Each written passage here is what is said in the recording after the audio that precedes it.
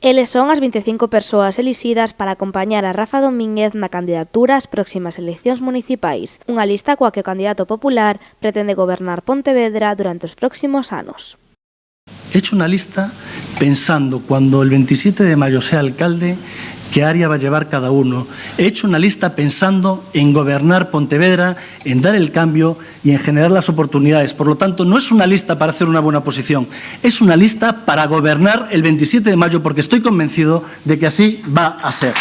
Rafa Domínguez estivo arroupado polo presidente provincial do partido, Alfonso Rueda, e a presidenta do Congreso dos Deputados, Ana Pastor, que se mostraron convencidos de que o Partido Popular gañará as próximas eleccións municipais. Somos un partido de centro-derecha, nadie nos va a arrebatar el centro de la política nacional. El centro es estar con los parados, el centro es estar recuperando el empleo, el centro es estar con las mujeres, el centro es estar con la igualdad de oportunidades de las mujeres.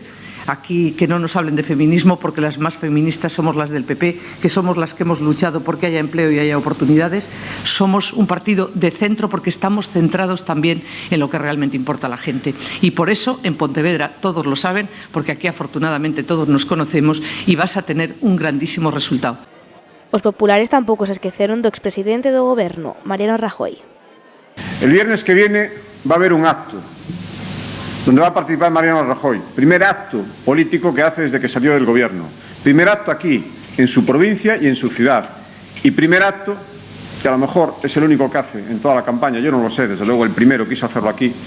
Primer acto donde le vamos a decir con todo el cariño que era un gran presidente del gobierno y que en la ciudad donde Lores dijo que era persona non grata, lo queremos muchísimo.